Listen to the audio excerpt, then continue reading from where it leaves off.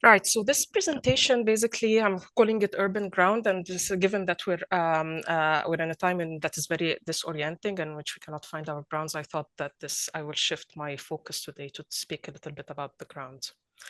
It is mostly a work in progress. It's relying on work or a question I'm trying to think with more focus about the fundamental object that makes a city what it is, which is basically its own ground.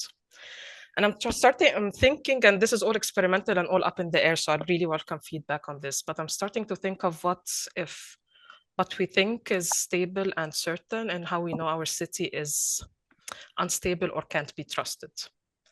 Like how might what we call ecological or natural interruptions unearth our relationships and how we move and live in the city. And for me, the question comes from two sources. On one hand, I've been trying, as some of you know, and Onea knows as well, to develop a frame through which to think about Cairo materially and also effectively.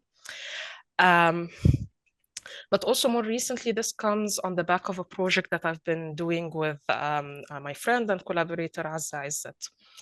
2020, during the pandemic, we decided to stage a collaboration to think about infrastructures in the city, infrastructures that extend during the curfew of the city of Cairo. And we basically toyed around two or three objects during the curfew, looking at kites, billboards, and bridges.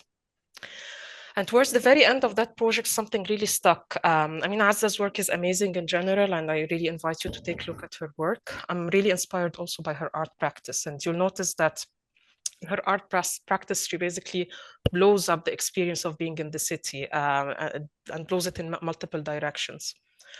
But we were working on this image here about bridges, and we've had lots of conversations. And in each conversation, Azza would talk about like how, especially during 2020 in the curfew, there was this aggressive wave of extending like these flyovers and bridges in the city. And that every time she would go out in her neighborhood, she will feel like she doesn't know where she will feel disoriented and that she's being lost. And this sentiment of being disoriented and being lost is something that has been recurring beyond this moment and beyond this project. And this is what is sticking with me. Every time I go to Egypt, I know I don't live in Cairo anymore, but every time I go, the recurrent thing is that people are lost or people are not certain that they will be able to get into the places they need to in time, like we were having, the discussion we were having just before we started this webinar. There is this acute sense of actually not being stable in ground. So basically, this is what I'm going to be talking about today. The presentation runs in four scenes, basically. They all they all question urban ground. I'll just slip one quick conceptual note. I think this will come up, but I'm happy to talk a little bit about it later in the Q&A, which is like how do we understand infrastructure or which kind of infrastructure we're talking about? There's been like multiple waves of conceptualizing infrastructure. So I'm not going a lot into that, but I'm just signaling that the person who really guides me in thinking about infrastructure here is Laurent Berlant. And in their work, they basically think about infrastructure as something that keep us bound and ongoing in relationship to the world. So basically that encompasses material and physical infrastructures, but also social infrastructures, as many have written, and especially in relationship to Egypt and elsewhere. And also our affects, our social relations, our embodied presence with each other as well. So with that, without further ado, I'll just work through four scenes or three if I run out of time. And the first scene is called Pulling the Weight of the City Up. So a few of you will know that a couple of years ago, Julia Ilyashar wrote a very interesting and amusing and for me inspirational article. It's an article about Cairo post-2011. And in it, she picks up a sense of slipperiness in Cairo and the sense that there is a collective mood of feeling on unsteady ground, as if something has glitched in our relationship of the relationship of our bodies to the ground. This is basically cars are skidding. There is a collective sense that the shared urban space is unhinged. Something is wrong in the city as our site of anchorage. And of course, when Ilyashar attends to this sentiment, what she has in mind is a trajectory of a revolutionary and a post-revolutionary city. And for many of us, the entanglement of the city in this sense of aftermath is something that we encounter day in and day out. It's not just a metaphor or a stand-in. We see the aggressive folding and refolding of things that make the city up, from neighborhoods to historical buildings, from trees to decimated cemeteries, whatever we think grounds the city and grounds us in the city has been relentlessly upturned in the past decade. So last year I was in the conference that was organized by CEDEJ on urban ecologies. And the same thing happened to me. The same thing Yashar describes happened to me. I was sharing a cab with Dalia Wahdan. I don't know if she's in the audience. She might remember this or not. And we're in the car and we were in Salah Salim Street, and Salah Salim Street has been expanded into these 7 lanes, and unprompted and without any reason, a car in front of us starts to skid across the lanes, which is, for Cairenes, is something that is really impossible to happen. Like usually we're stuck in traffic, we're not skidding. And about 6 cars also start to skid uncontrollably for about 5 minutes until everyone gains control. So I carried basically Ilyashar's opening vignette with me during that time, as I battled to orient myself to all the new flyovers, bridges that weren't just around only 6 months ago. And that cut across my old route to my old university and workplace, just sneaking by Cairo's cemeteries or passing across the Muqattam Hill. At once I was attempting to take a picture from above and I felt a light sense of vertigo. And this is when I actually knew for sure that something has glitched in my own relationship to the ground. And of course, I felt a sense of shakiness, like I'm an urbanist, I'm not supposed to be lost.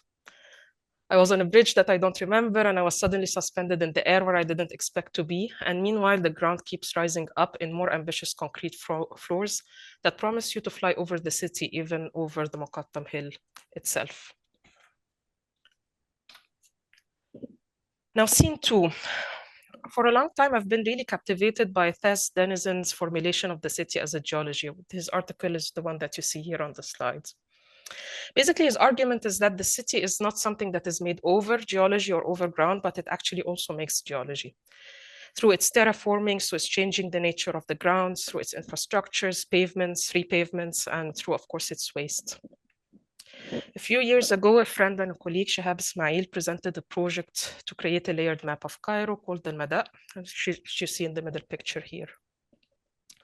And the project is centered about creating a layered map of Cairo and to activate these maps as a historical resource for telling the story of the city. Now, the opening article in this project takes us back to 1895. Shihab is a historian, so he has to go there. And then Shihab tells the story of an English director in the Department of the Public Health and Sanitary Services who's sitting on top of the hills of Al-Muqattam to get a bird's eye view of the city.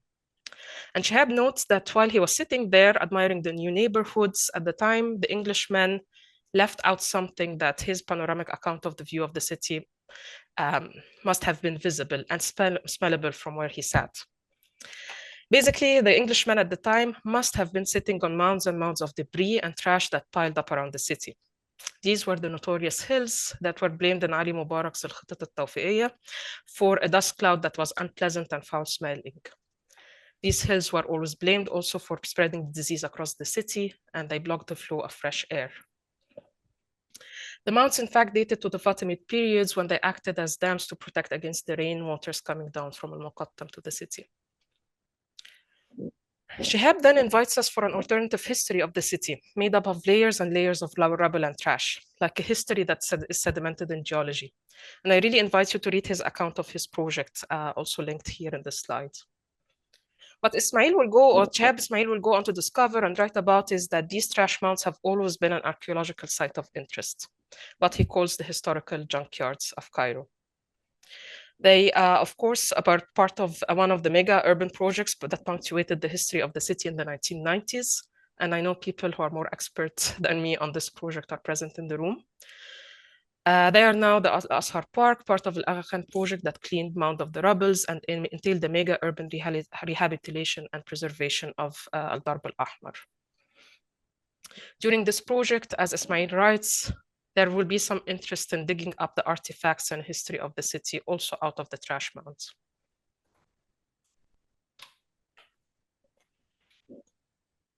Now, scene 3. People who are my age will remember the 1992 earthquake. On the 12th of October, the earthquake hit Cairo for about a minute.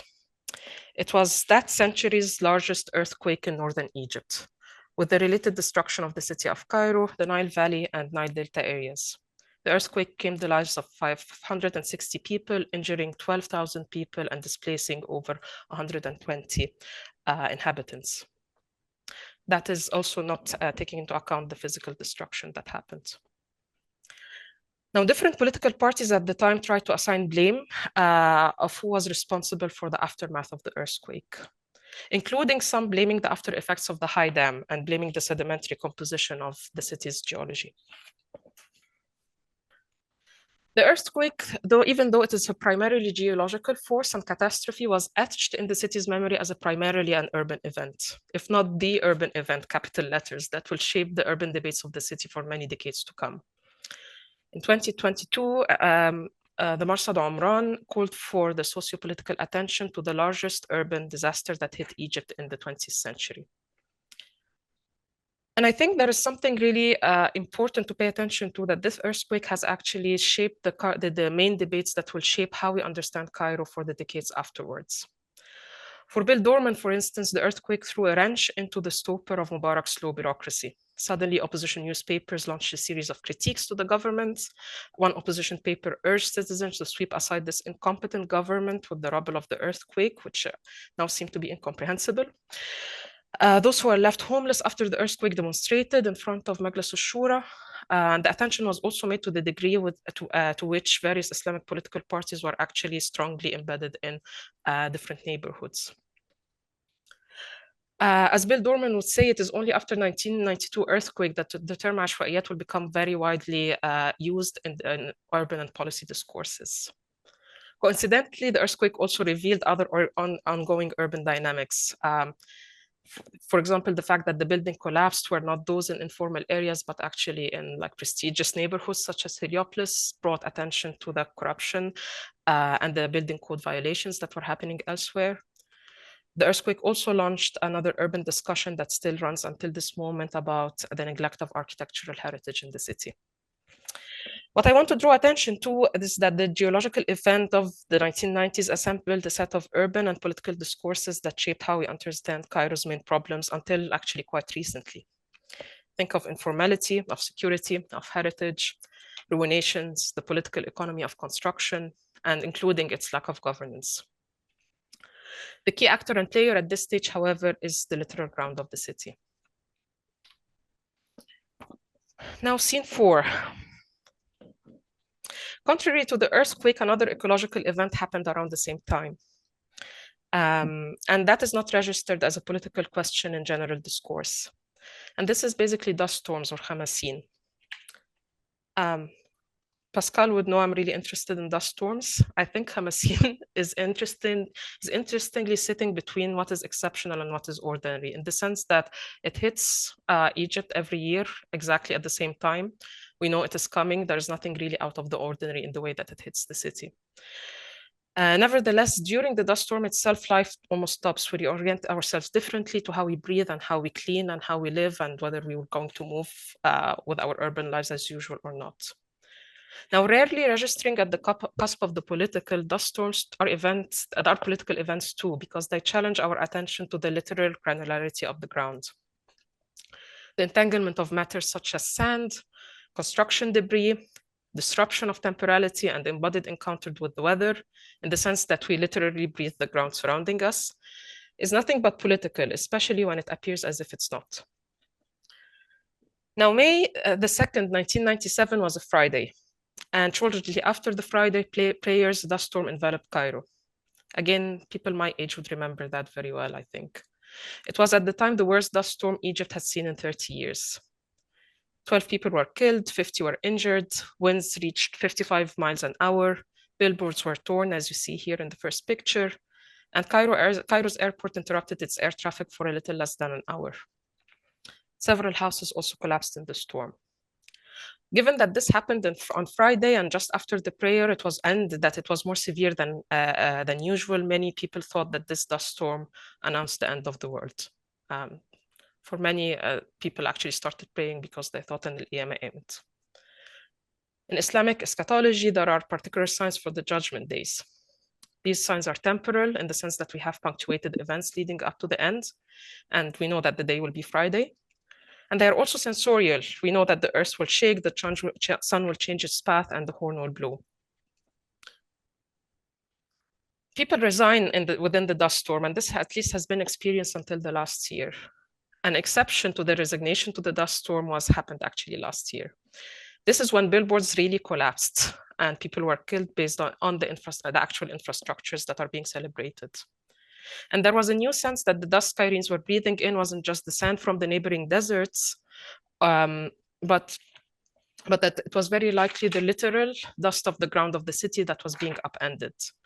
Thus, I remember the famous blogger Zenobia spoke not only about the destruction of the city's green belts and trees, but also the chilling fact that the dust hanging in the air is the rubble of the ongoing demolitions in the city, as well as its cemeteries. So I conclude here very briefly. I'm not going to dive deep into the theoretical scaffolding of all of this, but I think what combines these four scenes together are two things. First, they're concerned with different punctuations in the history of the city. Some are really grand and catastrophic, probably the worst catastrophes that hit Cairo in the last couple of decades, but others are really mundane and ordinary, and others are even almost invisible. But nevertheless, they are all scenes told from the vantage point of the ground of the city. And what I want to propose here is that the ground in this sense is not a claim to fixity or some kind of fidelity or authenticity that will provide assurances of expertise or epistemological certitudes or romantic attachment to the place. We're not really grounded in the city. On the contrary, my aim is to come to terms with the fact that the ground is shaky and unstable and not fixed. And this slipperiness or disorientation is fundamentally political, as well as it is geological and ecological. It is cultural, speculative, historical, as well as affective. And I want to go further and suggest that this slipperiness structured some of the experiences of the cities in the 1990s under Mubarak, a decade that is typically portrayed as if it's politically and urbanly stagnant, yet in which the city was unmade and remade in more fundamental, even if unstable grounds. Theoretically, I want to attend to following earth, dust, and waste, and asphalt, and all these non-human registers of how we are grounded, and what we can call the ecologies of the urban. So basically, this is the ecological steer here. And think through how these things make up the urban, and they are fundamentally shifting the grammars of urban theory at large. And I here can list like many theoretical books that came up thinking really more now about the ground of urban theory and where do we theorize from. But I guess my more immediate and humble aim is to attend to ground as a lens to the affective and material histories of the cities. With this, I thank you so much, and I leave the floor to the capable hands of Omnia.